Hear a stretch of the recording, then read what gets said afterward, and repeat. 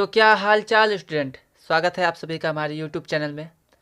Student, आज हम आपके लिए लेके आए हैं संपूर्ण विज्ञान क्लास 10th का यूपी बोर्ड, जो हमारे पास 25 फरवरी को हमारा एग्ज़ाम जो होने वाला है साइंस का। तो 25 फरवरी के एग्ज़ाम के लिए हमने आपके लिए क्लास बनाई है, जिसमें हम पूरे साइंस को कंप्लीट पूरा करेंगे। इसमें जो भी एमसीक्यू होते हैं, जो 2 मार्क्स से क्वेश्चन होते हैं, 4 नंबर वाले, 6 नंबर वाले, फिजिक्स, केमिस्ट्री, बायोलॉजी, सभी चीज़ें आज हम डिस्कस करेंगे। और ये एक वीडियो में, चाहे जितना लंबा वीडियो हो सकता है, बट एक वीडियो में सभी को पूरा पूरा कंप्लीट करेंगे।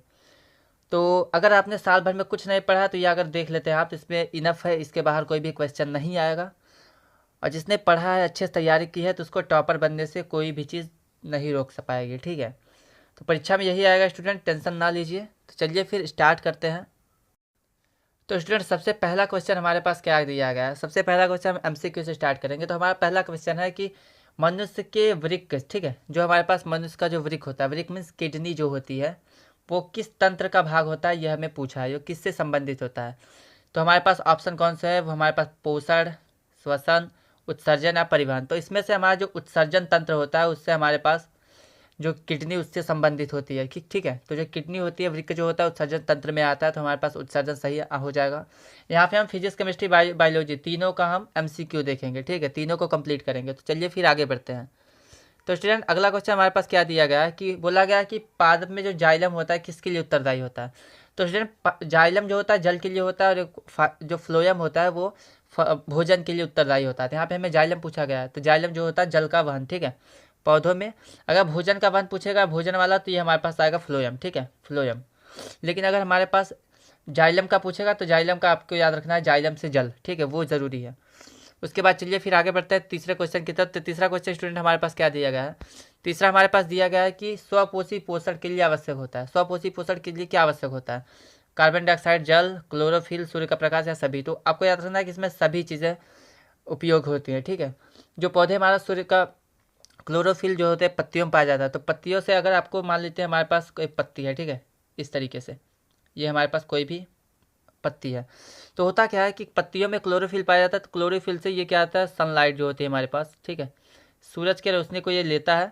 उसके बाद कार्बन डाइऑक्साइड और जल, ठीक है, इसकी मदद से कार्बन डाइऑक्साइड जो हम छोड़ते हैं वो, और हमारे पास जड़ों द्वारा जल को अवशोषित करके वो क्लोरोफिल और सूर्य के प्रकाश में हमें ग्लूकोज देता है और ऑक्सीजन देता है। तो ग्लूकोज हमारे पास जो बनता है वो C6H12O6, ये हमारे पास फलों के रूप में इकट्ठा हो जाता है और भोजन के रूप में यूज़ किया जाता है पौधों में। और जो कार्बन डाइऑक्साइड होता है, सॉरी, यहाँ पे जो ऑक्सीजन साथ में बनता है, उस ऑक्सीजन का उपयोग हम क्या करते हैं, वो हम सांस लेने के लिए यूज़ करते हैं। ठीक है स्टूडेंट, तो यहाँ पे जो हमारे पास ये इक्वेशन है, इसको आपको बिल्कुल याद रखना है, ये वाला। ठीक है, ये जो हमने लिखा है अभी कि CO2 + H2O, एरो बनाना है, एरो के ऊपर लिखना है सूर्य का प्रकाश और नीचे क्लोरोफिल, उसके बाद ग्लूकोज लिखना है, प्लस में ऑक्सीजन। ठीक है, ये आपको याद होना चाहिए।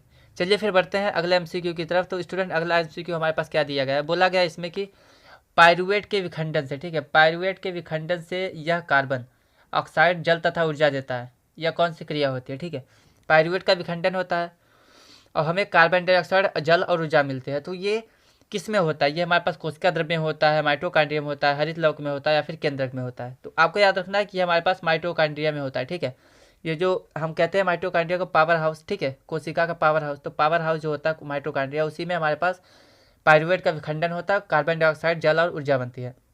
इसमें 2 चीज़ें आपको याद रखनी है कि जो श्वसन होता है, हम सांस लेते हैं, वो 2 टाइप का होता है, एक वायवीय श्वसन होता है, एक अवायवीय श्वसन होता है। ठीक है, वायवीय श्वसन हमारे पास माइटोकॉन्ड्रिया में होता है, और अवायवीय श्वसन जो होता है वो कोशिका द्रव्य में होता है। ठीक है, और माइटोकॉन्ड्रिया हमारे पास क्या बनता है, कार्बन डाइऑक्साइड, जल बनता है। ठीक है, और जो कोशिका द्रव्य में अवायवीय श्वसन होता है, उसमें आपके पास एथेनॉल बनता है। ठीक है, तो उसको आपको याद रखना है, बिल्कुल बिल्कुल भी भूलना नहीं है। चलिए फिर आगे बढ़ते हैं अगले एमसीक्यू की तरफ। तो स्टूडेंट, अगला एमसीक्यू हमारे पास क्या है कि निम्नलिखित में से कौन सा पादप हार्मोन है? आपके पास 4 ऑप्शन है, इंसुलिन, थायरॉक्सिन, एस्ट्रोजन या फिर साइटोकाइनिन। तो आपको याद रखना है कि हमारे पास इंसुलिन, थायरॉक्सिन और एस्ट्रोजन, ये हमारे पास जो होते हैं, ये पादप हार्मोन नहीं होते, ये जंतु हार्मोन होते हैं। पादप हार्मोन हमारे पास साइटोकाइनिन होता है। ठीक है, ये हमारे पास पादप हार्मोन होता है। तो ये आपका सही आंसर है। चलिए फिर बढ़ते हैं अगले एमसीक्यू की तरफ। तो स्टूडेंट, अगला एमसीक्यू हमारे पास क्या है कि 2 तंत्रिका कोशिका के मध्य खाली स्थान को क्या कहते हैं? हमारे पास तंत्रिका मतलब न्यूरॉन है। ठीक है, न्यूरॉन कैसा होता है आपको पता होना चाहिए कि इस प्रकार से होता है कुछ। ठीक है,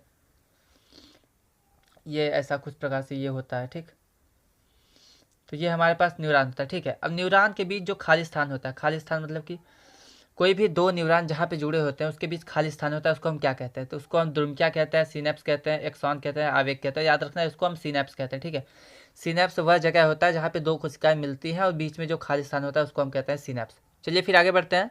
तो अगला क्वेश्चन स्टूडेंट हमारे पास क्या दिया गया कि मस्तिष्क किसके लिए उत्तरदायी होता है?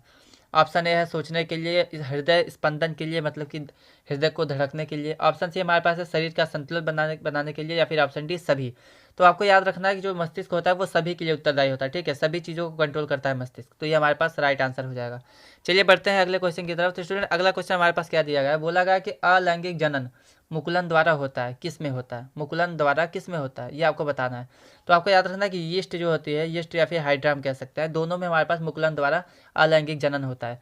अमीबा में हमारे पास विखंडन द्वारा अलैंगिक जनन होता है, प्लेज्मोडियम में बहुखंडन होता है, लेशमानियम में विखंडन होता है। याद रखना है कि मुकुलन में क्या आता है, कोई भी मान लेते हैं, कोई भी प्लांट है, मान लेते हैं ये हमारे पास कोई प्लांट है। ठीक है, कुछ इस तरह से कोई भी हो सकता है।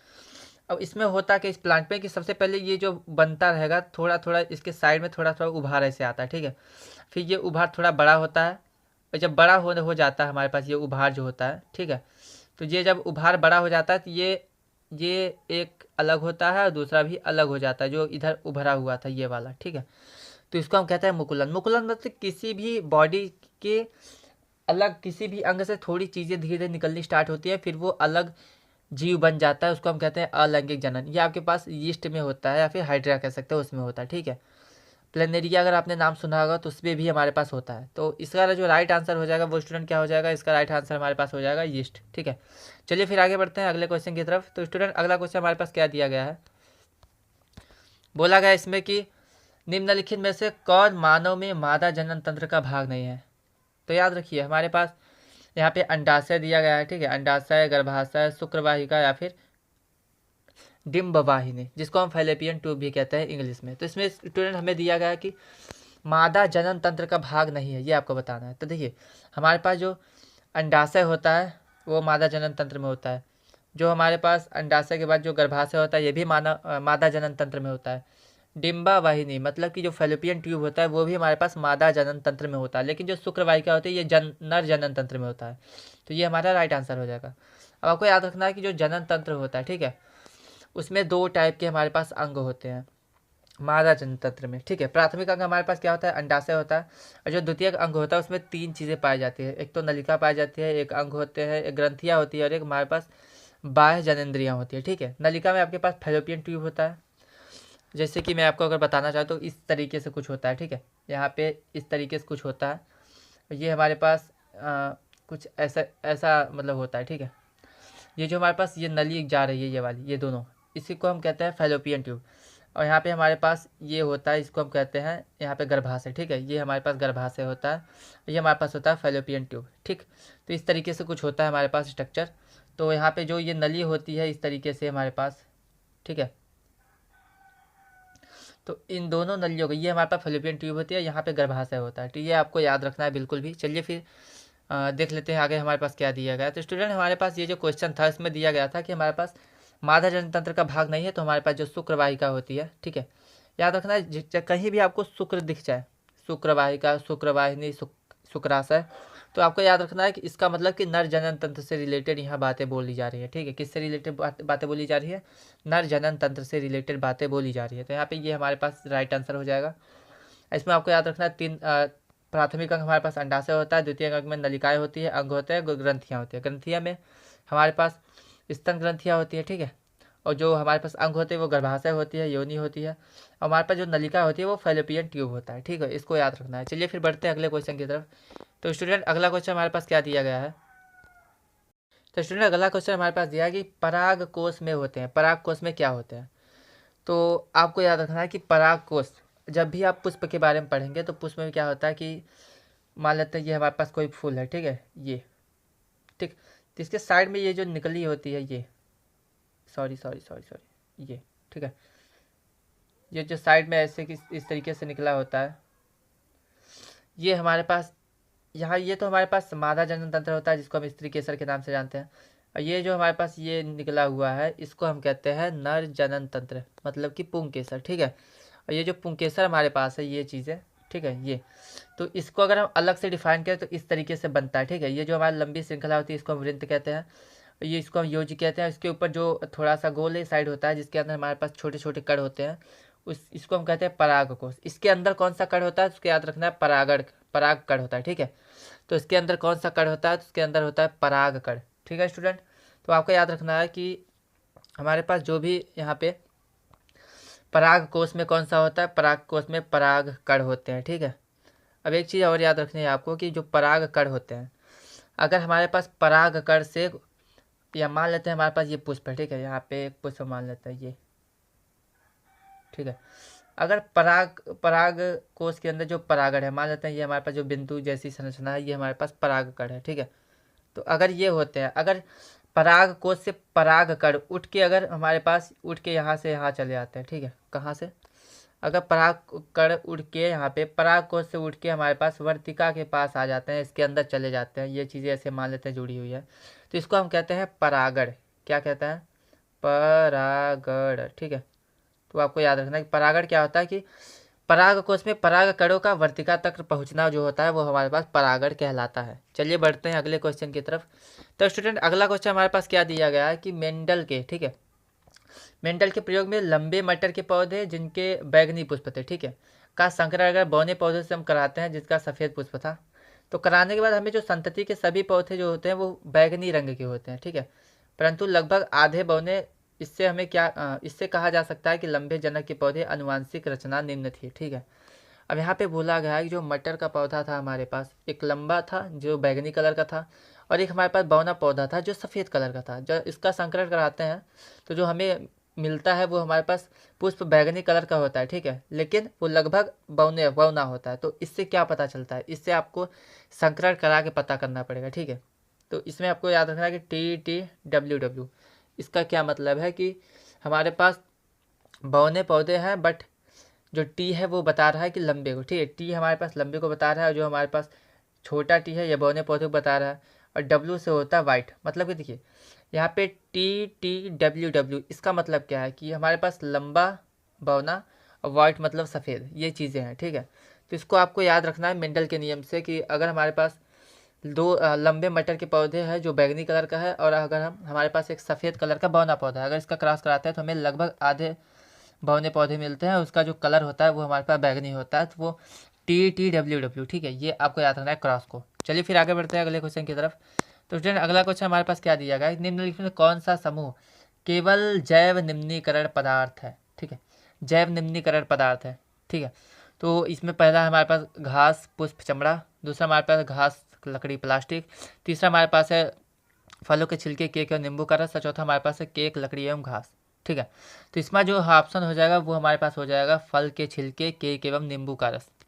देखिए याद रखना है कि जैव निम्नीकरण मतलब कि जो सड़ के नष्ट हो जाते हैं, ठीक है। तो इसमें हमारे पास चमड़ा दिया गया था तो ये तो नहीं होता, इसमें प्लास्टिक दिया ये भी नहीं होगा, ठीक है, इसमें केक दिया ये भी हमारे पास नहीं होता। तो यहाँ पे जो ऑप्शन सही हो जाएगा वो हमारे पास हो जाएगा फलों के छिलके केक एवं नींबू का रस। चलिए फिर बढ़ते हैं अगले क्वेश्चन की तरफ। तो स्टूडेंट अगला क्वेश्चन हमारे पास क्या दिया गया है कि निम्नलिखित में कौन सा आहार श्रृंखला का निर्माण करता है, कौन आहार श्रृंखला का निर्माण करता है। ध्यान से देखिए यहाँ पे घास से गेहूँ है, फिर गेहूँ से हमारे पास आम है, ठीक है। उसके बाद दूसरा हमारे पास है घास से बकरी, बकरी से मानव, उसके बाद है कि बकरी से गाय और गाय से हाथी, उसके बाद हमारे पास है घास से मछली, मछली से बकरी। तो याद रखिए आहार श्रृंखला क्या होता है कि ऐसी चीज़ें जिसमें किसी एक पर्टिकुलर किसी भी वस्तु पे या फिर किसी भी जंतु पे दूसरा जंतु डिपेंड करता है, ठीक है। तो आप देखिए हमारा जो राइट आंसर हो जाएगा वो हमारा राइट आंसर हो जाएगा हमारे पास सेकंड वाला क्वेश्चन। सेकंड क्वेश्चन हमारे पास क्या है, तो सेकंड क्वेश्चन हमारे पास है बकरी, ठीक है, बकरी घास मानो, तो ये हमारे पास राइट आंसर हो जाएगा। क्यों हो जाएगा, क्योंकि यहाँ पे देखिए, यहाँ पे अगर ध्यान से आप देखेंगे तो हमारे पास क्या दिया गया है, हमारे पास बोला गया है कि बकरी घास मानव, देखिए मानव बकरी को खाएगा, ठीक है, फिर बकरी घास को खाएगी, तो इस तरीके से तीनों आपस में डिपेंड कर रहे हैं, तो ये हमारे पास खाद्य आहार श्रृंखला का निर्माण करेंगे, ठीक है। तो यहाँ पे क्वेश्चन समाप्त होता है। चलिए बढ़ते हैं अगले क्वेश्चन की तरफ। तो स्टूडेंट अगला क्वेश्चन क्या है, निम्नलिखित से कौन सा पर्यावरण मित्र व्यवहार कहलाता है। पर्यावरण मित्र व्यवहार मतलब कि पर्यावरण के लिए लाभदायक होता है। पहला आपके पास ऑप्शन क्या है कि बाजार जाते समय सामान के लिए कपड़े का थैला ले जाना, बी हमारे पास है कार्य समाप्त हो जाने पर लाइट बल्ब या पंखे का स्विच बंद कर देना। सी हमारे पास है माँ द्वारा स्कूटर से विद्यालय छोड़ने के बजाय तुम्हारा विद्यालय तक पैदल जाना। और चौथा हमारे पास है उपयुक्त सभी।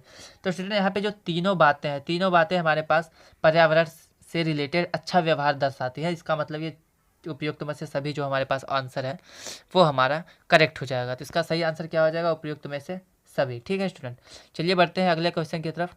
तो अगला क्वेश्चन स्टूडेंट हमें क्या दिया गया है? बोला गया कि वैसे पौधे जो पोषण के लिए सड़ी गली चीज़ों से आश्रित होते हैं। ठीक है, मतलब कि इसमें क्या बोला गया कि ऐसे पौधे जो सड़ी गली चीज़ों से अपना भोजन प्राप्त करते हैं वो क्या कहलाते हैं? वो परजीवी कहलाते हैं, मृतजीवी कहलाते हैं, स्वपोषी कहलाते हैं या फिर परपोषी कहलाते हैं? तो आपको याद रखना है जो सड़े गले पदार्थों से भोजन प्राप्त करता है उसको हम कहते हैं मृतजीवी। ठीक है, और जो दूसरे के ऊपर डिपेंड होता है उसको कहते हैं परपोषी। जो खुद पे ऊपर डिपेंड होता है वह स्वपोषी होता है। बट जो किसी भी सड़े गले नहीं, ठीक है, कोई भी परजीवी क्या होता है कि जैसे कि परजीवी भी समझ लेते हैं। परजीवी का मतलब क्या होता है कि ऐसा जानवर जो आपको मारे बिना आपसे पोषण लेता है।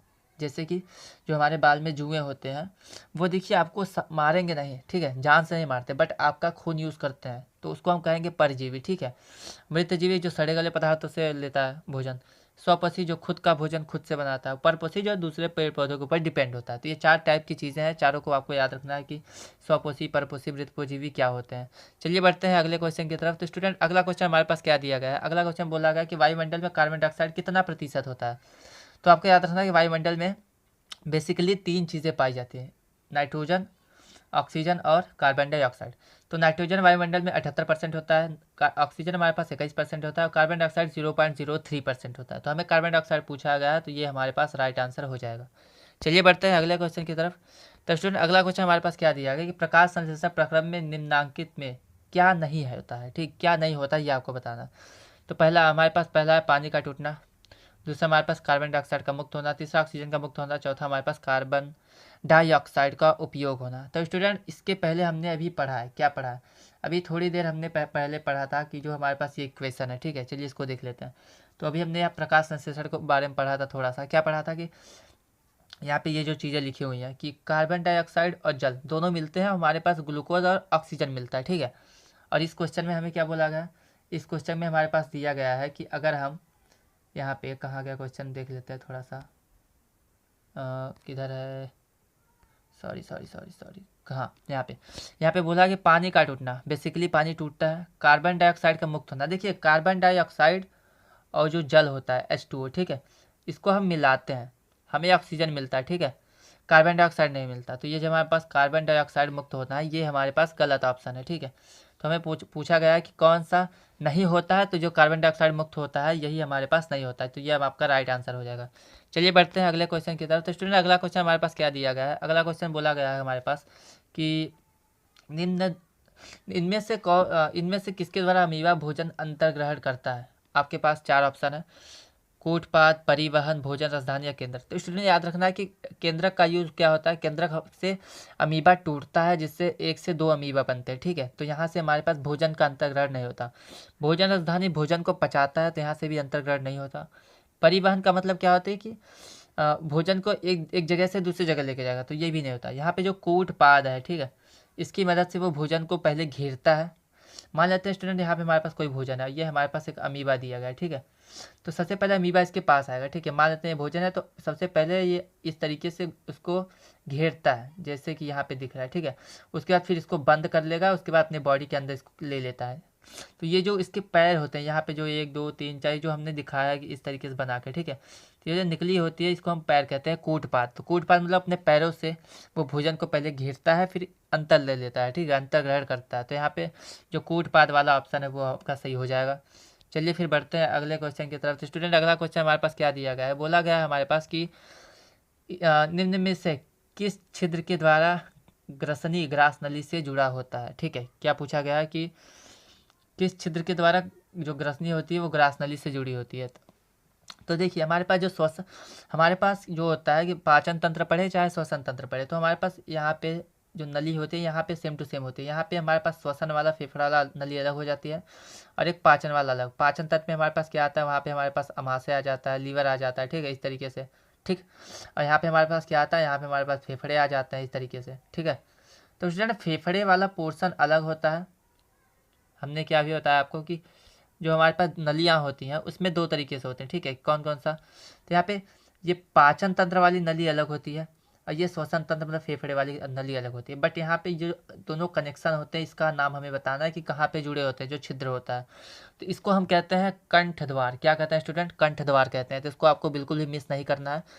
इनमें से आपके पास चार ऑप्शन है, निगल द्वार, कंठ द्वार, मल द्वार या इनमें से कोई नहीं। तो जो कंठ द्वार होता है यही आपका आंसर है। चलिए फिर बढ़ते हैं अगले क्वेश्चन की तरफ। तो अगला क्वेश्चन स्टूडेंट हमारे पास क्या दिया गया है कि मनुष्य में आहार नाल की लंबाई करीब कितने मीटर होती है? तो वो 8 से 10 मीटर होती है, आपको इसको याद रखना है। चलिए फिर बढ़ते हैं अगले क्वेश्चन की तरफ। तो अगला क्वेश्चन स्टूडेंट हमें क्या दिया है कि वृक्क के रचनात्मक एवं क्रियात्मक इकाई कौन सी होती है? तो आपको याद रखना है नेफ्रॉन जो होता है, इसको हम वृक्काणु कहते हैं। ये हमारे पास जो होता है ये वृक्क की किडनी की क्रियात्मक और रचनात्मक होती है, ठीक है, रचनात्मक इकाई होती है।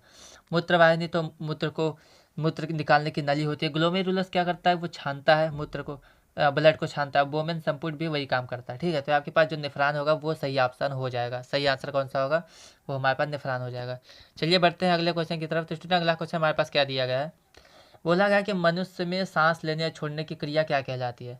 तो आपको याद रखना है कि सांस लेने या छोड़ने की क्रिया को श्वासोच्छ्वास कहते हैं। बट अगर सांस हमारे पास सांस लेना, ठीक है, वो निःश्वसन और बाहर निकालना निःश्वसन और दोनों को जब मिला देते हैं तो उसको कहते हैं श्वासोच्छ्वास। श्वसन कब कहा जाता है? श्वसन तब कहेंगे जब हमारे पास फेफड़ों तक हवा जाए, उससे ऑक्सीजन जुड़ जाए, ठीक है। ऑक्सीजन अभिक्रिया कर देता है, ऑक्सीजन उससे कनेक्ट हो जाता है।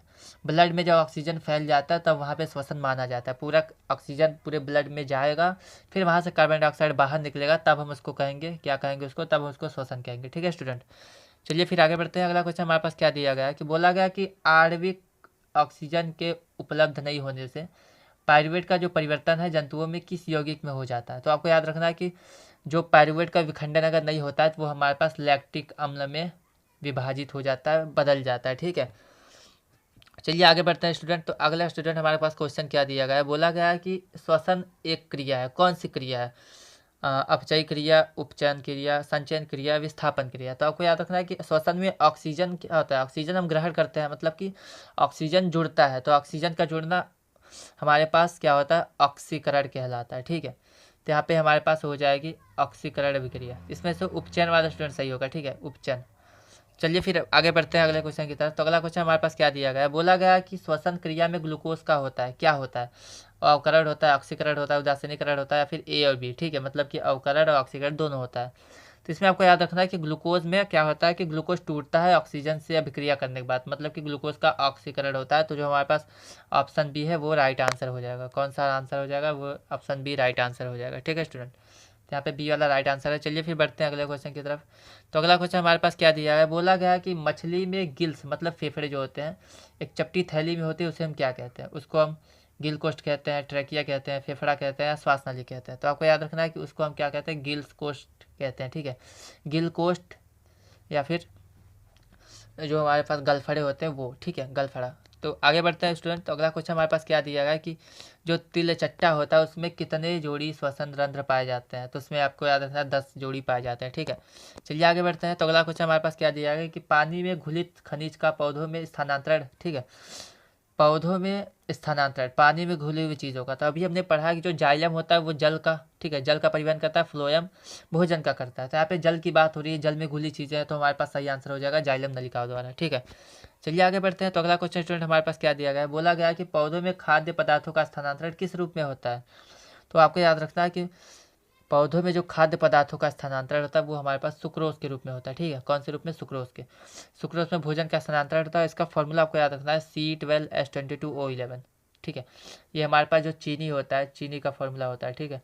तो चीनी का फॉर्मूला भी वही लिख सकते हैं, C12H22O11। तो वही हमारे पास, इसी को सुक्रोज कहते हैं और इसी के रूप में हमारे पास पौधों में भोजन का स्थानांतरण होता है। चलिए बढ़ते हैं अगले क्वेश्चन की तरफ। तो अगला क्वेश्चन स्टूडेंट हमारे पास क्या है कि रक्त इनमें से किस उपस्थिति के कारण लाल दिखता है? मतलब कि खून का कलर लाल क्यों होता है? तो आपको याद रखना है हीमोग्लोबिन के कारण खून लाल होता है, ठीक है। चलिए बढ़ते हैं अगले क्वेश्चन की तरफ। तो अगला क्वेश्चन हमारे पास क्या है कि जो शुद्ध शुद्ध या फिर ऑक्सीजनिक रक्त होता है हृदय में शरीर के विभिन्न भागों तक ले जाने वाली नलिका क्या होती है? नलिका क्या कहलाती है? मतलब वो नली बतानी है जिसमें शुद्ध रक्त बहता है। तो आपको याद रखना है कि उसे हम धमनी कहते हैं, ठीक है। धमनी में शुद्ध रक्त बहता है, लेकिन अगर अशुद्ध रक्त की बात करेंगे तो हमारे पास शिराएं होती है, ठीक। चलिए आगे बढ़ते हैं। तो अगला क्वेश्चन स्टूडेंट हमारे पास क्या दिया गया है, तो अगला हमारे पास दिया गया है यहाँ पे कि हमें बोला गया है कि कोशिका झिल्ली किस प्रकार की झिल्ली होती है। तो आपको याद रखना है वो अर्धपारगम्य झिल्ली। अर्धपारगम्य झिल्ली कैसी होती है, इसका मतलब कि वो ऑक्सीजन जो हम लेते हैं या फिर कुछ खाद्य पदार्थों को आने जाने देती है, ठीक है। पारगम्य झिल्ली मतलब जिसके आर पार जा सके कोई भी चीज़, और अर्धपारगम्य झिल्ली मतलब जिसके आर पार कुछ चीज़ें जा सके कुछ चीज़ें ना जा सके। तो जिन चीज़ों की कोशिकाओं की ज़रूरत होती है वो चीज़ें आर पार चली जाती है। जैसे कि अगर मान लेते हैं हमारे पास जंतु कोशिका है, हमारे अंदर जो कोशिकाएं होती है तो उसमें हमें ऑक्सीजन चाहिए होता है, तो ऑक्सीजन वो आ सकता है कोशिका के अंदर, कार्बन डाइऑक्साइड जा सकता है, ठीक है, श्वसन के लिए। तो हमारे पास जो कोशिका झिल्ली होती है उसमें अर्धपारगम्य झिल्ली पाई जाती है। चलिए स्टूडेंट आगे बढ़ते हैं। तो अगला क्वेश्चन हमारे पास क्या दिया गया कि उत्सर्जी पदार्थ का शरीर से निष्कासन क्यों आवश्यक है। तो उत्सर्जी पदार्थ का निष्कासन क्यों आवश्यक है, तो पहला हमारे पास है क्योंकि ये विषाक्त होते हैं, दूसरा हमारे पास है क्योंकि ये शरीर के लिए हानिकारक होते हैं, तीसरा हमारे पास है क्योंकि ये अनावश्यक होते हैं। तो स्टूडेंट ये तीनों बातें ही सही है। जो हमारे पास उत्सर्जी पदार्थ होते हैं वो हानिकारक भी होते हैं, जहरीले भी होते हैं, उसकी कोई आवश्यकता भी नहीं होती। तो इनमें से सभी जो हमारे पास हुए वो आंसर करेक्ट हो जाएगा डी वाला। चलिए बढ़ते हैं अगले क्वेश्चन की तरफ। तो स्टूडेंट अगला क्वेश्चन क्या है कि सामान्यतः उत्सर्जन, ठीक है, बोला गया है कि जो सामान्यतः उत्सर्जन एवं जल संतुलन की क्रियाएं संपादित होती हैं, कब संपादित होती हैं, अलग अलग होती हैं, साथ साथ होती हैं, कभी साथ कभी अलग, या इनमें से कोई नहीं। तो आपको याद रखना है जो हमारे पास उत्सर्जन और जल संतुलन की क्रियाएं होती है वो हमेशा साथ साथ होती हैं, ठीक है। तो यही हमारे पास आंसर है। चलिए आगे बढ़ते हैं। तो अगला क्वेश्चन हमारे पास स्टूडेंट क्या दिया गया है कि प्रोटीन तथा एमिनो अम्ल के विखंडन के फलस्वरूप किसका निर्माण होता है। तो पहला हमारे पास है सिर्फ अमोनिया, दूसरा है यूरिया, तीसरा यूरिक अम्ल, तीसरा चौथा इनमें से सभी। तो याद रखना है कि जब भी हम प्रोटीन से अमीनो अम्ल बनता है, इसका विखंडन होता है, तो हमारे पास तीनों चीज़ें बनती हैं, ठीक है। तो इसके हमारे पास ऑप्शन डी हमारे पास करेक्ट हो जाएगा। चलिए बढ़ते हैं अगले क्वेश्चन की तरफ। तो अगला क्वेश्चन स्टूडेंट हम क्या दिया गया, स्थलीय जंतुओं में सामान्यतः नाइट्रोजनी पदार्थ का शरीर से निष्कासन किस रूप में होता है। तो यहाँ पे याद रखना है कि आपको यूरिया के रूप में बॉडी से जो नाइट्रोजन वाली पदार्थें होती हैं, हानिकारक पदार्थ है, वो यूरिया के रूप में बाहर निकल जाती हैं। चलिए आगे बढ़ते हैं क्वेश्चन के चलिए आगे बढ़ते हैं स्टूडेंट। तो अगला स्टूडेंट हमारे पास क्वेश्चन क्या दिया है, बोला गया है हमारे पास कि किन जीवों में नाइट्रोजनी पदार्थों का निष्कासन यूरिक अम्ल में होता है, ठीक है। तो हमारे पास जो एवीज होते हैं, एवीज मतलब जो पक्षी होते हैं, ठीक है, उनमें जो नाइट्रोजन वाले पदार्थों का होता है वो यूरिक एसिड के रूप में होता है, ठीक है। चलिए फिर बढ़ते हैं। देखिए मानव शरीर में यूरिया के रूप में होता है, बट जाने पर हमारे पास जो एवीज होते हैं मतलब जो पक्षी होते हैं उनके अंदर जो होता है वो यूरिक एसिड के रूप में, यूरिक अम्ल के रूप में होता है। चलिए बढ़ते हैं अगले क्वेश्चन की तरफ। तो स्टूडेंट अगला क्वेश्चन क्या दिया कि शरीर में नियंत्रण एवं समन्वय का जो कार्य होता है उसको किसकी सहायता से किया जाता है, ठीक है। तो उसको याद रखना है कि आपको कि मस्तिष्क और तंत्रिका तंत्र के द्वारा ही इसको कंट्रोल किया जाता है, नियंत्रण कंट्रोल किया जाता है, ठीक है। क्योंकि हमारे जो मस्तिष्क होता है वो तंत्रिकाओं से बना होता है, तो इन्हीं का यूज़ करके किसी भी शरीर के सभी चीज़ों को कंट्रोल किया जाता है, ठीक है। तो हमारे पास जो ऑप्शन बी है वो करेक्ट हो जाएगा। चलिए बढ़ते हैं अगले क्वेश्चन की तरफ। तो अगला क्वेश्चन स्टूडेंट हमारे पास दिया गया है कि तंत्रिका तंत्र की उत्तेजना और क्रियात्मक इकाई कौन सी होती है। तो तंत्रिका तंत्र की बात करेगा तो आपको याद रखना न्यूरॉन, ठीक है। न्यूरॉन जो होता है वो हमारे पास क्रियात्मक इकाई होती है, ठीक है, तंत्रिका तंत्र की। चलिए बढ़ते हैं अगले क्वेश्चन की तरफ। तो अगला क्वेश्चन स्टूडेंट क्या है कि मध्य में दो तंत्रिकाएं कोशिकाओं से खाली स्थान को हम क्या कहते हैं। तो उसको सिनेप्स कहते हैं, अभी अभी हमने पढ़ा है। उसके बाद हमारे पास क्वेश्चन क्या है कि तंत्रिका तंत्र क्या है। ये थोड़ा इंपॉर्टेंट क्वेश्चन, तंत्रिका तंत्र है क्या है। तो ये प्रक्रिया है, जैव है, प्रक्रिया है, विद्युत रासायनिक है। तो आपको याद रखना है कि जो तंत्रिका तंत्र होता है वो एक विद्युत रासायनिक होता है। विद्युत रासायनिक मतलब कि इसमें जो भी चीज़ों का संचरण होता है, एक स्थान से दूसरे स्थान तक चीज़ें जाती हैं, वो हमारे पास इलेक्ट्रोकेमिकल के रूप में जाती है, मतलब कि विद्युत रासायनिक के रूप में जाती हैं। तो ये हमारे पास ऑप्शन ए सही हो जाएगा। चलिए बढ़ते हैं अगले क्वेश्चन की तरफ। तो अगला क्वेश्चन स्टूडेंट हमारे पास ये है तंत्रिका संश्लेषक, ठीक है, तंत्रिका संश्लेषक किसका बना होता है। तो यहाँ पे तंत्रिका, न्यूरॉन, पेशी विशेषज्ञ, ए बी। तो आपके तंत्रिका न्यूरॉन दोनों का बना होता है, तो यहाँ पे ए और बी दोनों ऑप्शन करेक्ट हो जाएंगे। चलिए बढ़ते हैं अगले क्वेश्चन की तरफ। तो स्टूडेंट क्या बोला गया कि पुष्प में जनन अंग कौन से होते हैं। तो जनन अंग अभी हमने बताया था दो चीज़ें होती हैं, एक तो हमारे पास ये जो पुष्प वाला भाग होता है ये, ठीक है, और ये जो इधर साइड साइड निकली होती है, ठीक है, यहाँ पे दोनों तरफ। तो ये बीच वाला भाग होता है, इसको हम क्या कहते हैं, इस बीच वाले भाग को हम कहते हैं स्त्री केसर। क्या कहते हैं, इसको हम कहते हैं स्त्री केसर। ठीक है, तो ये हमारे पास स्त्री केसर होता है, और जो निकला हुआ होता है इसको हम कहते हैं पुंग केसर। ठीक है, तो यहाँ पे ये पुंग केसर है, ये स्त्री केसर है, तो यहाँ पे स्त्री केसर और पुंग केसर, ये ऑप्शन ए राइट आंसर हो जाएगा।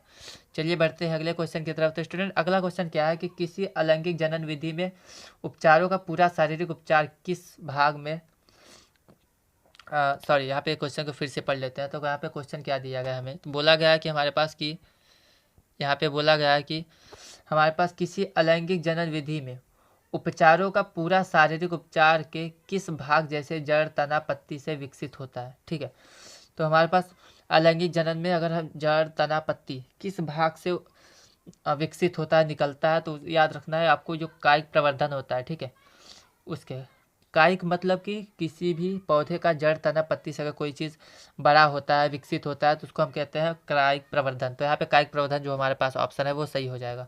चलिए बढ़ते हैं अगले क्वेश्चन की तरफ। तो बोला गया कि मुकुलन किस जीव में देखा जा सकता है, तो अभी अभी हमने पढ़ा है हाइड्रा में या फिर ईजिप्ट में देखा जा सकता है। यहाँ पे अगर प्लेनेरिया हो तो वो भी हो सकता है। चलिए बढ़ते हैं आगे। तो अगला क्वेश्चन हमारे पास क्या है कि हमारे पास बोला है कि प्लेनेरिया में किस विधि, ठीक है, क्या बोला गया कि प्लेनेरिया में जो हमारे पास प्लेनेरिया में जनन की विधि कौन सी होती है, तो आपको याद रखना है कि पुनर्जनन। ठीक है, पुनरुद्भवन भी कहते हैं, वो हमारे पास होता है। तो सबसे पहले क्या होता है, हमारे पास एक प्लेनेरिया होता है इतना बड़ा सा, वो छोटे छोटे प्लेनेरिया में टूट जाता है, फिर वही छोटे छोटे प्लेनेरिया एक से ज़्यादा प्लेनेरिया बन जाते हैं, इसको हम कहते हैं पुनरुद्भवन। ठीक है, चलिए बढ़ते हैं अगले क्वेश्चन की तरफ। तो अगला क्वेश्चन हमारे पास क्या है स्टूडेंट, बोला गया कि जब पुष्प के पुंकेसर या स्त्री केसर दोनों उपस्थित होते हैं तो पुष्प क्या कहलाता है। तो देखिए अगर सिर्फ स्त्री केसर है या सिर्फ पुंकेसर है तो उसको हम कहते हैं एक लिंगी। ठीक है, लेकिन जब दोनों एक साथ होते हैं तो उसको हम कहते हैं उभयलिंगी। ठीक है, अगर द्विलिंगी कहीं पे ऑप्शन है वो भी हो जाएगा, बट यहाँ पे उभयलिंगी दिया है तो उभयलिंगी ऑप्शन आपका करेक्ट हो जाएगा। चलिए बढ़ते हैं अगले क्वेश्चन की तरफ। तो अगला क्वेश्चन स्टूडेंट क्या बोला गया है, बोला कि मानव मादा लैंगिक कौन सा होता है। ठीक है, मानव मादा लैंगिक में कौन सा गुणसूत्र होता है, कितना होता है, ये आपको बताना है। तो ZW होता है, ZZ होता है, XY होता है, XX होता है। तो आपको याद रखना है कि मादा में तो XX होता है, अगर हमारे पास नर में पूछेगा तो आपके पास XY हो जाता है। ठीक है, तो ये आपको याद रखना है। चलिए फिर बढ़ते हैं अगले क्वेश्चन की तरफ। तो स्टूडेंट अगला क्वेश्चन जो हमारे पास दिया गया है वो क्या बोला गया कि एक संकरण क्रॉस में F2 के लक्षण संचरण अनुपात कितना होता है। ठीक है, तो हमारे पास इसको याद रखना है कि जब भी हमारे पास होता है तो हमारे पास 3:1। ठीक है, एक संकरण में। ठीक, एक संकर क्रॉस में अगर दूसरी पीढ़ी को देखते हैं तो हमारे पास, अगर आपने मेंडल का नियम पढ़ा है, प्रभाविता का नियम, तो वहाँ पे हम देखते हैं कि एक क्रॉस संकर में जो 75% हमारे पास प्लांट जो होता है, पौधा जो होता है वो लंबा होता है, और 25% जो होता है वो बौना होता है। तो यहाँ पे हमारे पास प्रभाविता के नियम में हम यहाँ पे देख लेते हैं कि हमारे पास जो ये हमारे पास प्रभावी लक्षण होते हैं, ये अप्रभावी लक्षण होते हैं। तो यहाँ पे 75% और 25%, इसको हम डिवाइड करेंगे, अनुपात निकालेंगे तो 3:1 आता है, तो ये हमारे पास ऑप्शन करेक्ट हो जाएगा। चलिए बढ़ते हैं अगले क्वेश्चन की तरफ। तो अगला क्वेश्चन स्टूडेंट क्या दिया गया कि माता पिता बच्चों में आनुवांशिक पदार्थ कितने प्रतिशत प्रदान करते हैं। तो आपको याद रखना है कि 23-23। ठीक है, क्योंकि बराबर बराबर 46 समान मात्रा में प्रदान करते हैं। ठीक है, 23 जोड़ी माता का होता है, 23 जोड़ी पिता का, टोटल 46 गुणसूत्र आते हैं बच्चों में। ठीक है, क्योंकि 46 पाया जाता है मानव में, तो ये हमारे पास हो जाता है। चलिए देखते हैं अगला क्वेश्चन। तो अगला क्वेश्चन हमारे पास, अब हम स्टार्ट करने जा रहे हैं 2 मार्क्स से क्वेश्चन। कितने मार्क्स के, 2 मार्क्स से क्वेश्चन। तो चलिए फिर देख लेते हैं 2 मार्क्स से क्वेश्चन हमारे पास क्या दिया गया। पहला क्वेश्चन है कि वास्तविक और आभासी। ठीक है, क्या बोला गया है कि यहाँ पे बोला गया कि वास्तविक और आभासी प्रतिबिंब में क्या अंतर होता है। तो अंतर देख लेते हैं। तो अंतर हमारे पास कौन कौन से अंतर होता है, तो स्टूडेंट याद रखना है कि जो आभासी और वास्तविक प्रतिबिंब होता है, वास्तविक वाले में किरण के वास्तविक रूप से कटने वाले पर बनता है। ठीक है, मतलब कि रेखाएं जो होती हैं वो हमारे पास मिलती हैं। ठीक है, हमें मिलती हुई प्रतीत नहीं होती, असल में मिलती हैं, सच में मिलती हैं। और वास्तविक हमेशा प्रतिबिंब उल्टा बनता है और इसके पर्दे पे प्राप्त कर सकते हैं। ठीक है, क्योंकि लेकिन जो आभासी प्रतिबिंब होता है, आभासी में हमारे पास रेखाएं मिलती हुई प्रतीत नहीं होती। ठीक है, जैसे कि यहाँ पे देखिए, यहाँ पे ये मिल रहा है। ठीक है, जैसे मैं आपको बता देता हूँ, मान लेते हैं हमारे पास एक यहाँ पे कोई भी लेंस है हमारे पास। ठीक है, ये हमारे पास एक अवतल लेंस मान लेते हैं। ठीक, तो यहाँ पे मान लेते हैं ये मुख्य अक्ष है, यहाँ पे कोई वस्तु रखा गया, तो यहाँ से एक लाइट आएगी, यहाँ से लाइट आएगी, तो ये टकराने के बाद यहाँ पे हमें मिलते हुए प्रतीत होंगे। ठीक है, यहाँ पे इस बिंदु पे, कहाँ पे, तो दिखा देता है यहाँ पे जो बिंदु हमारे पास है, इस बिंदु पे हमें मिलते हुए प्रतीत होंगी। ठीक है, तो यहाँ पे जो हमारे पास जो प्रतिबिंब बनेगा वो हमारे पास वास्तविक होता है। लेकिन अगर हम यहाँ पे क्या करें कि अगर ये वाला दर्पण ले लें, ये ठीक है। हमारे पास अगर उत्तल दर्पण हम ले लेते हैं, ये हमारे पास मुख्य अक्ष हो जाएगा। यहाँ पे अगर कोई भी प्रकाश आता है तो वो टकरा के इस तरीके से चला जाएगा, यहाँ से आएगा, यहाँ से चला जाएगा। तो अगर इसको मिलाते हैं डॉट डॉट करते हुए तो ये हमें इस तरीके से मिलता हुआ प्रतीत होता है यहाँ पे, ठीक है। तो ये हमारे पास आभासी होगा, क्योंकि मिलता हुआ प्रतीत होगा तो ये आभासी प्रतिबिंब कहा जाएगा। लेकिन अगर हमारे पास सच में मिला हुआ, मतलब कि इस तरीके से अगर मिलेगा तो ये हम कहेंगे वास्तविक है। तो यही चीज़ हमने यहाँ पे लिखा है। क्या लिखा है? तो यहाँ पे स्टूडेंट हमने क्या लिखा है, हमने यहाँ पे लिख दिया है। चलिए बता देते हैं फिर से एक बार आपको। तो यहाँ पे हमने बोला है कि यहाँ पे अगर रेखाएं सच में यहाँ पे इस तरीके से कटेंगी, ठीक है, रेखाएं अगर सच में यहाँ इस तरीके से कटती हैं तो हमारे पास जो रेखाएं होती है वो हमारे पास एक दूसरे को काटेंगे। और जब वास्तविक प्रतिबिंब तब होता है जब रेखा एक दूसरे को सच में काट दें, ठीक है।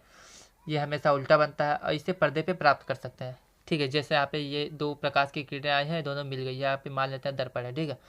लेकिन जो आभासी प्रतिबिंब होता है उसमें जो होता है वास्तविक रूप से कटते नहीं, बल्कि उन्हें पीछे मिलाने पे वो मिलती है, ठीक है। जैसे कि हमने अभी लेंस देखा था, यहाँ पे कहाँ पे देखा था हमने, तो अभी हमने छोटे यहाँ पे देखा था कि अगर यहाँ पे हमारे पास इस तरीके से आया है, ठीक है, कैसे आया है, तो यहाँ पे हमारे पास इस तरीके से प्रकाश किरण आई है और यहाँ पे वापस चली गई है इस तरीके से, ठीक है। यहाँ पे भी ऐसा आया, ये वापस चला गया। इसको हम मिलाते हैं तब हमें मिलता हुआ प्रतीत होता है आगे लेंस से पीछे, ठीक है। तो ये जो हमारे पास प्रतिबिंब मिलता है इसको हम कहते हैं आभासी प्रतिबिंब। तो वही हमने यहाँ पे लिख दिया है कि मिलती नहीं, लेकिन हम मिलाते हैं पीछे जाके तो हमें मिलता हुआ प्रतीत होता है। सदैव सीधा बनता है, इसे पर्दे पे प्राप्त नहीं कर सकते, ठीक है। असली में वास्तविक में क्या होता है कि रेखाएं मिलती हैं तो हम पर्दे पे प्राप्त कर सकते हैं, बट नहीं मिलती तो पर्दे पे प्राप्त नहीं कर सकते। चलिए फिर बढ़ते हैं अगले क्वेश्चन की तरफ। तो स्टूडेंट ये बहुत ही मोस्ट इंपॉर्टेंट क्वेश्चन है, बिल्कुल भी आपको मिस नहीं करना है। वास्तविक में जैसे यहाँ पे आपने लिखा है कि वास्तविक में सच में रेखाएं मिलती हुई काटती हुई प्रतीत होती है, हमेशा उल्टा बनता है और पर्दे पे प्राप्त कर सकते हैं, ठीक है। लेकिन जो हमारे पास जो आभासी होता है उसको हम ना ही रेखाएं असली में मिलती हुई प्रतीत होती है, मिलती नहीं, ठीक है। और उसको ना ही हम सदैव उल्टा बदले वो सीधा हमेशा बनता है, इसको पर्दे पे प्राप्त नहीं कर सकते, ठीक है स्टूडेंट। तो ये उसकी कंडीशन होती है, सीधा सीधा इसका विपरीत होता है वास्तविक का आभासी, ठीक। चलिए देखते हैं अगले क्वेश्चन की तरफ। तो अगला क्वेश्चन हमारे पास क्या दिया गया है, बोला है कि उत्तल लेंस को अभिसारी लेंस क्यों कहते हैं। तो स्टूडेंट मान लेते हैं हमारे पास एक कोई लेंस है, ठीक है, इस तरीके से, ठीक। तो ये जो प्रकाश किरण आएगी इधर से आती है और इधर से हमारे पास ये एक जगह इकट्ठा होने लगती है, ठीक है। तो ये प्रकाश को एक जगह इकट्ठा कर लेता है, यहाँ पे आप देख सकते हैं कि यहाँ पे एक जगह इकट्ठा हो गई है प्रकाश, इसीलिए प्रकाश को इकट्ठा करता है। इकट्ठा करने को हम कहते हैं अभिसरित करना। तो लाइट को अभिसरित करता है, इसीलिए उसको हम अभिसारी लेंस कहते हैं, ठीक है स्टूडेंट। तो ये हमारे पास इसका आंसर हो जाता है। तो वही हमने यहाँ पे लिख दिया। क्या लिखा है हमने कि उत्तल लेंस पे जब प्रकाश किरण समांतर किरणें आपतित होती है, मतलब आती हैं, तो अपवर्तन के पश्चात वो एक बिंदु पे मिलने लगती है, ठीक है। इसका मतलब क्या था, इसका मतलब कि समांतर किरणों को अभिसरित कर रहा है, इकट्ठा कर रहा है। इसी गुण के कारण इसको हम अभिसारी लेंस कहते हैं। तो ये हमारे पास इसका आंसर है। चलिए बढ़ते हैं अगले क्वेश्चन की तरफ। तो हमें बोला गया अगला क्वेश्चन कि स्वच्छ आकाश में जो रंग होता है वो नीला क्यों दिखाई देता है। तो आपको याद रखना है कि 7 कलर होते हैं प्रकाश में, ठीक है। कौन कौन सा, तो वहाँ पे वी बग्योर टाइप का आपको याद रखना है, कौन सा, VIBGYOR। जैसे कि V for violet, I for indigo, B for blue, ये ग्रीन होता है, येलो होता है, ऑरेंज होता है, रेड होता है, ठीक है। तो इसमें हमारे पास देख रहे हैं ब्लू जो है हमारे पास, ठीक है। इसका आंसर इधर होगा, देख लीजिए यहाँ पे बोला क्या कि जब भी सूर्य का प्रकाश वायुमंडल से गुजरता है तो जो उसमें सूक्ष्म जो कण होते हैं वो लाल रंग की अपेक्षा नीले वाले को, क्योंकि नीले का तरंग दैर्घ्य अधिक होता है, ठीक है, उसको प्रकीर्णित करते हैं, मतलब फैला देते हैं, जिससे हमारे पास जो प्रकाश है वो नीला कलर दिखाई देता है आकाश, ठीक है। तो ये आपके पास रीजन होता है। चलिए बढ़ते हैं अगले क्वेश्चन की तरफ। तो बोला गया है कि प्रतिरोध का संयोजन क्या है, कितने प्रकार का होता है। तो आपको याद रखेगा कि प्रतिरोध का संयोजन, तो जो संयोजन होता है प्रतिरोध का, मतलब प्रतिरोध को जोड़ने का। तो जो हमारे प्रतिरोध का स्ट्रक्चर तो इस तरीके से होता है, आपको ये पता होना चाहिए, ठीक है। ये प्रतिरोध होता है। एक से ज़्यादा प्रतिरोध को जोड़ने के लिए हमारे पास 2 टाइप के संयोजन है। पहला श्रेणीकरण, जिसमें हम R1 R2 R3 सीधा डायरेक्ट जोड़ देते हैं। R क्या होता है, R हमारे पास प्रतिरोध होता है, ठीक है। और समांतर क्रम में जोड़ना है तो हम 1/R1 1/R2 1/R3 करके इसको जोड़ लेते हैं। तो ये हमारे पास आंसर हो जाता है इसका। जैसे कि यहाँ पे लिखा गया कि जब प्रतिरोध को एक साथ जोड़ देने पे परिपथ तैयार किया जाता है तो प्रतिरोध का समूहीकरण कहलाता है। यह 2 टाइप का होता है। पहला श्रेणीक्रम, जहाँ पे हमने ऐसे लिख दिया ये तरी, ठीक है, जितने भी R है डायरेक्ट जोड़ दिए। और पार्श्वक्रम या समांतर क्रम में क्या होता है कि 1/R1 1/R2 1/R3 इस तरीके से प्रतिरोधों को जोड़ा जाता है। तो चलिए फिर आगे बढ़ते हैं। अगला क्वेश्चन क्या है स्टूडेंट, बोला गया कि पूर्ण आंतरिक परिवर्तन से आप क्या समझते हैं। तो स्टूडेंट पूर्ण आंतरिक परिवर्तन क्या होता है, देखिए पूर्ण आंतरिक परावर्तन का मतलब क्या होता है कि कोई भी जो हमारे पास सघन से विरल या विरल से सघन जो भी चीज़ें आती है, जैसे यहाँ पे क्या लिखा है, यदि प्रकाश सघन माध्यम से विरल माध्यम में प्रवेश करती है, ठीक है। मान लेते हैं हमारे पास ये लेंस है, ये हमने अभिलंब खींच दिया, ठीक है, यहाँ पे ये अभिलंब है। तो अगर इसमें लाइट आती है इस तरीके से सघन से आती है, और याद रखना सघन से विरल की तरफ जब जाती है तो वो अभिलंब से दूर जाती है, ठीक है। तो इस तरीके से मुड़ जाएगा, तो इसको तो हम कहेंगे अपवर्तन, ठीक है। अब पूर्ण आंतरिक परावर्तन का क्या मतलब होता है कि जब भी हमारे पास प्रकाश सघन से विरल में आता है तो आपतन कोण क्रांतिक कोण से बड़ा हो जाता है। क्रांतिक कोण क्या होता है? क्रांतिक कोण मीन्स कि हमारे पास ये जो आने वाला कोण है ये अगर इसके बराबर हो जाए, यहाँ पे 90 डिग्री हो जाए, तो इसको हम कहते हैं क्रांतिक कोण, ठीक है। तो अगर इस तरीके से हो जाता है तो इसमें क्या होता है कि सघन माध्यम से मुड़ जाती है या फिर लौट जाती है, इसको हम कहते हैं पूर्ण आंतरिक परावर्तन। एक बार फिर से समझ लीजिए क्या हुआ है यहाँ पे मान लेते हैं ये हमारे पास कोई भी दर्पण है, ठीक है, कोई भी माध्यम है, कांच है, पानी है, कुछ भी हो सकता है। और यहाँ पे हमने डाल दिया है अभिलंब, ठीक है, ये अभिलंब मान लेते हैं हमने यहाँ पे कोई अभिलंब खींच दिया इस तरीके से, ठीक है, ये हमारे पास अभिलंब है। तो होता क्या है, जब भी कोई लाइट इस तरीके से आती है यहाँ पे आती है, अगर ये सीधा न जाके इसके आर पार न जाके इसी माध्यम में वापस लौट जाए, ठीक है, यहाँ पे अगर ये इस तरीके से गया तो इसको हम कहते हैं क्रांतिक कोण सी, ठीक है। लेकिन अगर क्रांतिक कोण से ज़्यादा मुड़ जाता है ऊपर की साइड, तो जो ये वाला कोण होता है इसको हम कहते हैं पूर्ण आंतरिक परावर्तन, ठीक है। तो इसी को हम पूर्ण आंतरिक परावर्तन कहते हैं। यही स्टूडेंट हमने यहाँ पे लिखा है, क्या लिखा है इस स्टूडेंट? तो चलिए एक बार फिर से मैं आपको समझा देता हूँ यहाँ पे क्या लिखा गया है। तो यहाँ पे लिखा गया है कि सॉरी कहाँ पे गया, हाँ, तो यहाँ पे हमारे पास लिखा गया है कि जब भी हमारे पास सघन माध्यम से विरल माध्यम में कोई प्रकाश प्रवेश करता है तो अगर वो क्रांतिक कोण से बड़ा कोण बन जाता है तो हमारे पास उसी माध्यम में मुड़ जाता है, ठीक है।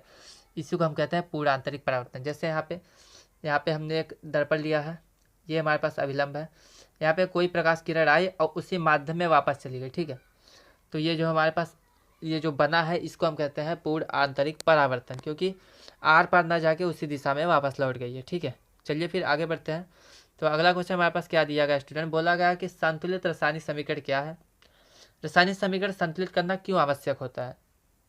तो देखिए अगर सीधा सीधा मतलब ये है कि किसी भी चीज़ को हम संतुलित क्यों करते हैं, तो इसका बेसिकली समझाने का मतलब ये है कि अब मान लीजिए हमारे पास 1 लीटर पानी है, ठीक है, 1 लीटर पानी है और उसी 1 लीटर में हम 2 लीटर कोई भी चीज़ें मिला दें, 2 लीटर मतलब पानी में मान लेते हैं 1 लीटर हमने तेल मिला दिया, मिलेगा नहीं, बट टोटल जो वजन होगा वो तो 3 लीटर आएगा ना। ये तो नहीं सकता कि अगर 1 लीटर और 2 लीटर मिलाने पे हमें 2.5 लीटर मिल जाए या फिर 2 लीटर ही मिले, ऐसा नहीं होता। जितना भी द्रव्यमान हम मिलाते हैं उतना द्रव्यमान हमें मिलता है, तो इसको हम कहते हैं द्रव्यमान संरक्षण का नियम, ठीक है। जितनी चीज़ें आप मिलाएंगे उतनी चीज़ें ही हमें मिलनी चाहिए, ये रूल होता है, इसको हम द्रव्यमान संरक्षण का नियम कहते हैं। तो वही चीज़ें यहाँ पे लिखी गई हैं स्टूडेंट, क्या लिखा गया है, बोला गया कि जिस समीकरण में भिन्न भिन्न तत्वों के परमाणु की संख्या दोनों तरफ समान होती है उसको हम कहते हैं रासायनिक समीकरण, ठीक है। और इसको संतुलित करना किस लिए आवश्यक है, क्योंकि उसमें जो समीकरण में वास्तविक जानकारी प्राप्त होती है और इससे साथ ही अभिकारक तथा उत्पादों की वास्तविक संख्या को भी जानकारी प्राप्त की जा सकती है, ठीक है। अगर समीकरण हमारे पास बराबर होता है जिससे हमें ये पता चलता है कौन कौन से तत्व हैं, उनकी संख्या कितनी है, ठीक है, उनका परमाणु भार ये पता किया जा सकता है। अगर पूछेगा कि क्यों हम इसको संतुलित करते हैं, क्योंकि ये द्रव्यमान संरक्षण का नियम फॉलो करता है, ठीक है। तो इसको याद रखना है कि मास कंजर्वेशन द्रव्यमान संरक्षण का नियम यहाँ पे लगता है। चलिए फिर बढ़ते हैं आगे। तो स्टूडेंट अगला क्वेश्चन हमारे पास क्या दिया है कि सूचक क्या होते हैं, ठीक है। तो देखिए अम्ल और क्षार को पता करने के लिए हम जिन चीज़ों का जिन पदार्थों का यूज़ करते हैं उसको हम कहते हैं सूचक। आपने पढ़ा होगा कि नीला लिटमस पेपर, लाल लिटमस पेपर, ठीक है। तो ये हमारे पास सूचक का काम करता है, क्योंकि इसी से हमें पता चलता है कि अम्ल कौन है और क्षार कौन है। अगर हमारे पास नीला लिटमस पेपर लाल हो जाता है तो अम्ल हो जाता है, लाल वाला नीला हो जाता है तो क्षार हो जाता है, तो इसी को हम सूचक कहते हैं। स्टूडेंट तो देख लेते हैं सूचक क्या है। तो सूचक क्या होता है कि ऐसे पदार्थ जिनकी उपस्थिति चाहे अम्ल हो, क्षार हो या फिर उदासीन विलयन हो, कोई भी हो, ठीक है, उसका हम पता कर सकते हैं, तो उसको हम कहते हैं सूचक। जैसे कि लिटमस पेपर, मिथाइल ऑरेंज, फिनाल्फ्थेलिन इत्यादि। सूचक रंग या रंजकों का मिश्रण होता है। रंजक मतलब कि जो डाई होती है, कलर होते हैं, ठीक है। अगर हम अम्ल या क्षार का यूज़ करते हैं तो उसमें जो कलर होता है वो चेंज हो जाता है, ठीक है। तो वही कलर का मिक्सचर होता है, ठीक है, जिसका उपयोग हम किस में करते हैं, अम्ल और क्षार की उपस्थिति को पता करने के लिए या फिर सूचित करने के लिए प्रयोग करते हैं। चलिए बढ़ते हैं अगले क्वेश्चन की तरफ।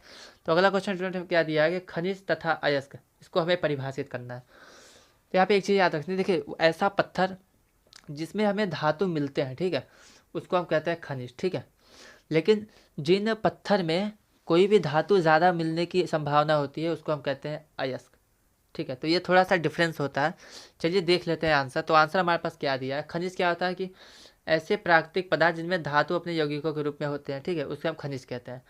ऐसे अधिकांश रूप भूपटल पे पाए जाते हैं, मतलब जमीन पे पाए जाते हैं, और समुद्री तल में भी पाए जाते हैं खनिज के रूप में। ठीक है, जैसे कि सोडियम क्लोराइड नमक होता है, फेल्सफॉर होता है, अभ्रक होता है, तांबा। तांबा क्या होता है, वो हमारे पास पायराइट या क्यूपराइट से प्राप्त होता है। क्यूपराइट पायराइट क्या होता है, तो ये खनिज का नाम है जिससे हम तांबा को निकालते हैं। ठीक है, और अयस्क क्या होता है कि ऐसा खनिज जिसमें हमारे पास जो पदार्थों को निकालना हो, ऐसा खनिज जिसमें से लाभप्रद ढंग से धातुओं का निष्कर्षण किया जा सके। मतलब कि ऐसा खनिज जिसमें से कोई भी अगर धातु निकाले तो वो आसानी से और ज़्यादा मात्रा में निकल जाए, तो उसको हम कहते हैं अयस्क। ठीक है, जैसे कि हेमेटाइट क्या होता है, आयरन का अयस्क होता है, लोहे का अयस्क होता है। एल्यूमिनियम का अयस्क कौन सा होता है, बॉक्साइट। तो उसको दोनों को याद रखना है। ठीक है, आपको इसमें बस दो चीज़ें याद रखनी है। क्या याद रखना है आपको, याद रखना है कि जो एल्यूमिनियम का वो अयस्क होता है बॉक्साइट होता है, लोहे का हेमेटाइट होता है, और क्यूपराइट का हमारे पास तांबा होता है। ये दोनों चीज़ें आपको याद रखनी है। चलिए फिर बढ़ते हैं अगले क्वेश्चन की तरफ। स्टूडेंट अगला क्वेश्चन हमारे पास क्या दिया गया है, बोला गया है हमारे पास कि हाँ, ये चीज़ें आपको बिल्कुल भी मिस नहीं करनी है, दोनों याद रखना है आपको। क्या याद रखना है आपको, ये दोनों याद रखना है कि हेमेटाइट जो होता है, ठीक है, क्या याद रखना है, हेमेटाइट और हमारे पास बॉक्साइट, ये दोनों याद रखना। ठीक है, हेमेटाइट आयरन का होता है, बॉक्साइट एल्यूमिनियम का होता है। चलिए फिर बढ़ते हैं अगले क्वेश्चन की तरफ। तो अगला क्वेश्चन हमारे पास क्या दिया गया स्टूडेंट, बोला गया कि समाव्यवस्था किसे कहते हैं, उदाहरण दीजिए।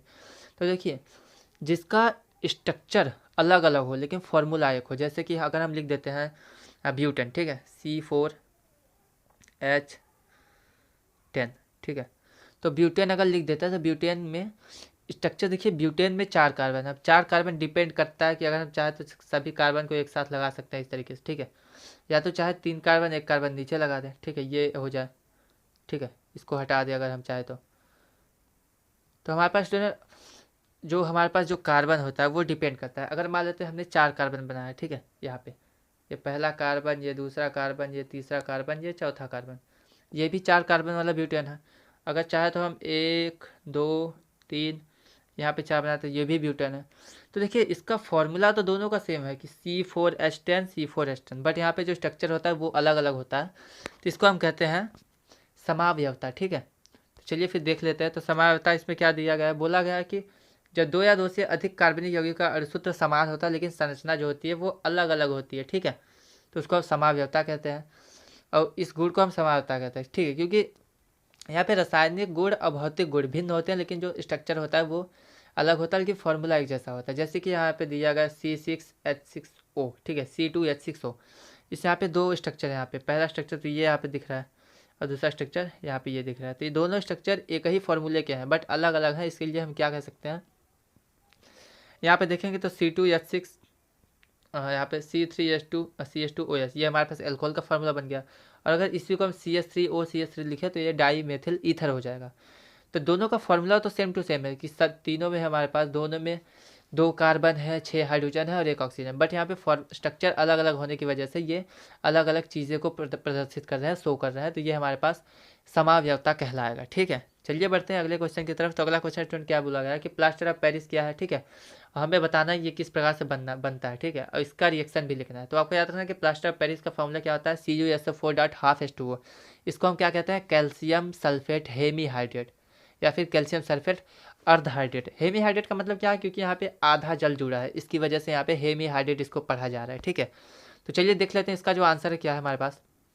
तो स्टूडेंट्स में क्या बोला गया है कि प्लास्टर ऑफ पेरिस जो होता है वो कैल्शियम सल्फेट हेमीहाइड्रेट होता है।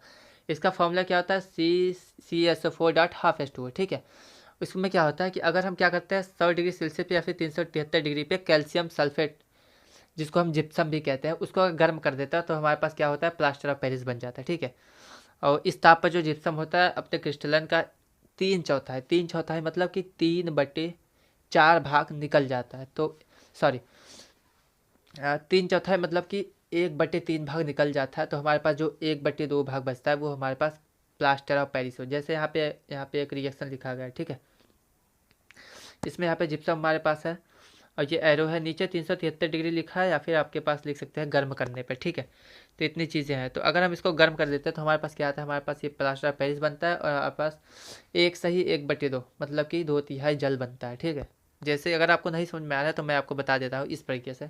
जैसे कि हमारे पास C है, A है, SO4। ठीक है, CaSO4.2H2 हमारे पास है। ठीक है, अगर इसको हम गर्म करते हैं तो हमारे पास 1/1/2 इतना पानी निकल जाता है। 2 में से इतना पानी निकलेगा तो 1/2 H2O बनेगा।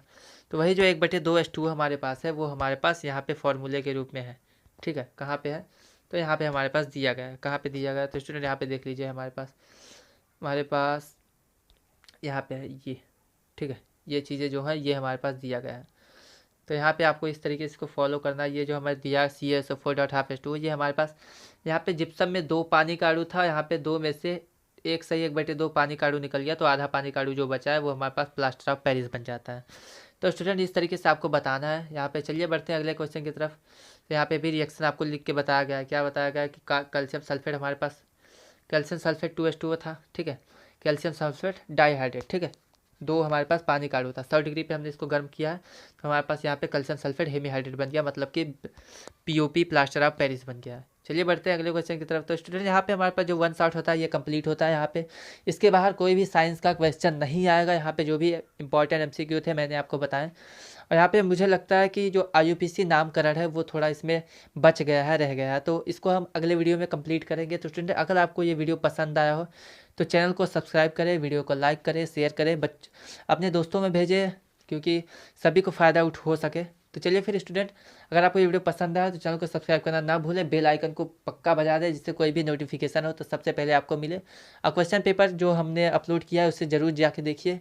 हमने सभी विषय के क्वेश्चन पेपर आपके लिए प्रोवाइड किए हैं। अगर आपको कोई भी डाउट हो, कोई भी सजेशन हो, सलाह हो तो हमें कमेंट में दे सकते हैं। चलिए फिर मिलते हैं अगले वीडियो में, तब तक के लिए धन्यवाद।